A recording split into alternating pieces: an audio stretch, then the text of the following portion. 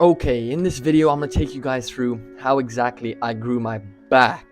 A lot of you guys were asking me, when are we getting a back video? So here it is. Your back is a very big muscle. It stands out a lot. So you want to make sure you're training it properly. It plays a huge role in the overall look of your physique. How V-tapered is your physique? How aesthetic do you look? Personally, my back used to be a huge weak point. When I first started out, I was seeing newbie gains, I was seeing results, but for some reason my back was lagging hard.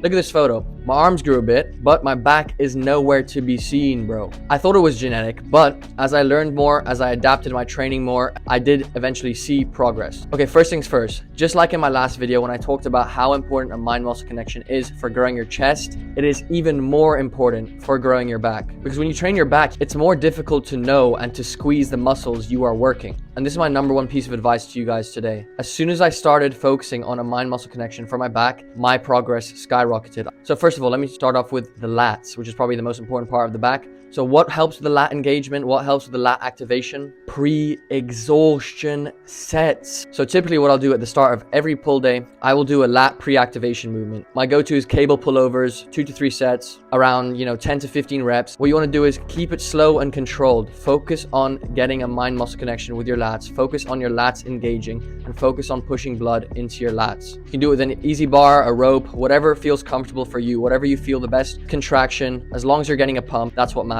Next, it's the lat pull down. So after I pre-exhaust, I'll go straight to the lat pull downs as my first movement. Again, I'll probably do like 3 working sets. So I'll do 2 top sets, 8 to 12 reps, fail within that range. And I'll do a 1 back off set, 12 to 15 reps, again, failing within that range. Because you go into it with pumped lats, you're going to engage your lats more and take the tension off your biceps and off your forearms, which leads to more lat growth as opposed to forearm and bicep growth. Pre-exhaustion really helps you isolate your lats on your lat pull down. Okay, on your lat pull down, you want to arch your back. You want to be leaning back as you pull the weight towards you. You don't want to be sitting up straight. Leaning back is crucial in activating your lats. When performing your lat pull down, slow down the eccentric to really feel your lats engage. This increases the time under tension and also leads to further growth of your lats. Make sure you squeeze at the bottom of your rep and you really feel your lats engaging. Hold the squeeze for 1 second if that helps you with the mind-muscle connection and you're not rushing your reps, you're not swinging about everywhere. I use a pronated grip, so just wider than shoulder width, as this is where I get the best contraction and this is where I feel the strongest and the most lat activation. But you experiment in your gym. If your gym has some grip, which you feel a really good squeeze and a really good mind-muscle connection, your lats engage really well when you use this attachment, use it, okay? Use what's best for you. There is no right or wrong. This is the attachment which I've used, and this is the attachment which has led to the most growth for me. I tend to put my thumbs over the bar as well to help me take the tension off my forearms so I can pull more with my lats. And yeah, so lat pull down, go-to exercise, always going to give you growth. After the lat pull down, I'd move on to a rowing movement. Rows are important because they bias the thickness of your back, okay? They make your back look big, essentially.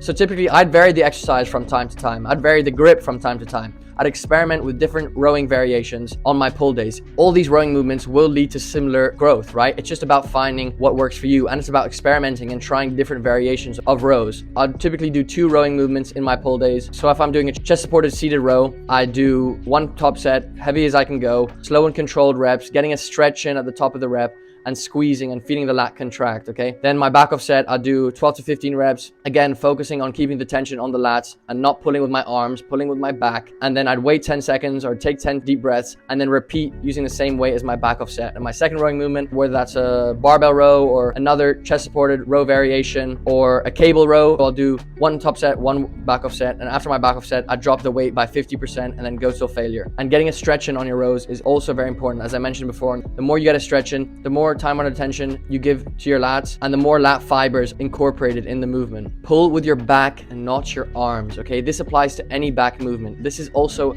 a crucial piece of advice I have to emphasize. Focus on pulling the weight with your back. Imagine your back has its own hands. Always remind yourself when you're doing exercise, okay, I'm pulling with my back. Focus in on your back contracting. So here's another point that I want to make. If you are struggling with grip, if you are feeling that your forearms are letting you down and fatiguing too quickly and you're not able then as a result to train your back till failure, I would recommend you use wrist straps. They will help you grow. If you're doing a barbell row and it's slipping and your forearms are gassing out, but you still have more left in the tank for your back, then this is obviously obviously going to affect your progress, and that's not something you want. So get a pair of wrist straps. They'll help you do more reps, help you go heavier. It will help with isolating your lats and not having to worry about your forearm fatiguing. Obviously, training till failure. You must be training till failure. You must be training hard enough if you want to grow your lats. If they're a weak part, like they are for me, if they're lagging behind your other body parts, you have to be training hard every set. I got a question the other day. I was like, should I be training failure on this set, only on this set? Bro, every set you have to be training till failure. As a natural lifter, you need to be training till failure. You need to be pushing your body to its limits every session to grow muscle, okay? Having said that, like I said in my last video, the same logic applies.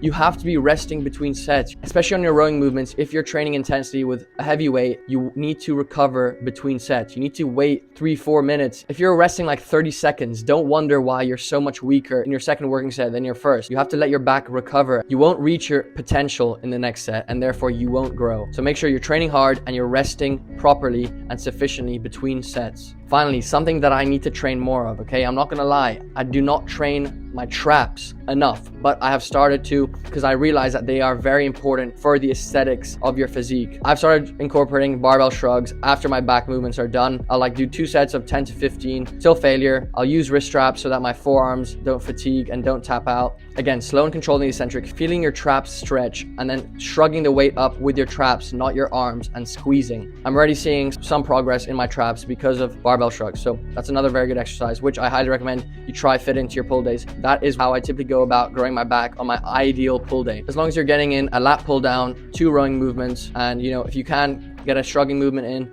There's also your spinal erectors, which is that Christmas tree part of your back, but those get hit indirectly through many compound movements, a lot of your training, so you don't need to worry about isolating those. I have made another back video before. I'm not the biggest fan of it, but if you want to check that out, click the link here. It's basically just a compilation of back exercises, which I do on my pull days, and that's it for the back. You're almost guaranteed to see growth as long as you're focusing on pulling with your lats, engaging your lats, not pulling with your arms, slow and controlled, eccentric, squeezing at the bottom of your reps, progressively overloading, training till failure, all these kind of things, guys. Let me know if you have any questions in the comments. Let me know if you disagree, agree with anything, but these are tips which I have incorporated and I've seen results from, which is why I'm preaching it to you guys. Don't take my word for it, okay? Absorb this knowledge which you receive online and always apply it to your training. I just want to say thank you so much for the support recently. It really means a lot. Thank you for watching. I hope you enjoyed and I hope that you found these things helpful. As always, I'll be coming out with the vid very soon, but until then, peace.